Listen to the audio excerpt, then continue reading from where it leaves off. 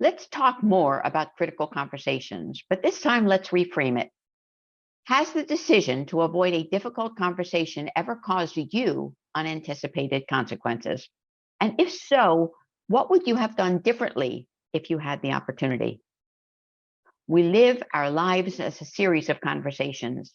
Some conversations are controversial and confrontational, while others are collaborative and creative. By understanding conversation styles, by practicing actual conversations, by raising awareness on what makes a conversation work, we can learn to move from the controversial to the collaborative, from the stymied to the creative conversation. It's tough, yet extremely valuable to address complex issues at work. In this time of unprecedented change, it's important to create space for open, honest dialogue around the topics in our minds today: race relations in America, the lack of balance in working parents' lives, the workforce, gender in the workforce. The complex challenges we face today cannot be resolved by a single or even small group of people. They require leaders who can engage all stakeholders in meaningful and inclusive conversation. Looking for both and ways of moving forward is not only a source of creativity and innovation, but it may also well be at the core of any truly democratic process. The two practices that support democratic engagement are generative questions and positive framing. These practices allow people to discover the world beyond dualistic thinking, beyond your way or my way. The second practice is framing. In its simplest terms, it is talking about what you and others want. This should not be confused with focusing on the positive.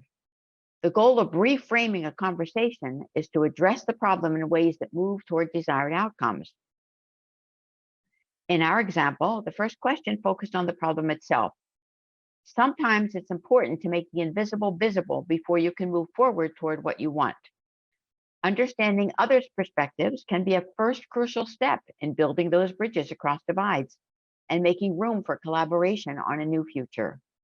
Race, equity, social injustice, immigration policies, carbon footprint, and politics are hot topics in almost every workplace today. Problem-focused conversations fuel polarization. Positive framing focuses those conversations on common desired outcomes and pathways for achieving those outcomes. In these conversations, people more easily hear one another's point of view. They then open their minds and hearts to other perspectives and possibilities. To help leaders create a positive frame, we recommend a technique we call flipping. Flipping is a three-way process for taking any problem or challenge and creating a positive frame. This approach moves you from a negative, deficit-based frame to a positive frame. And the three steps are: first, name it. What is the problem, complaint, or thing you don't want?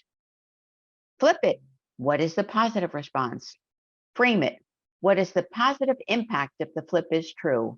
What do you want, and what's your desired outcome? It's important to embrace differences.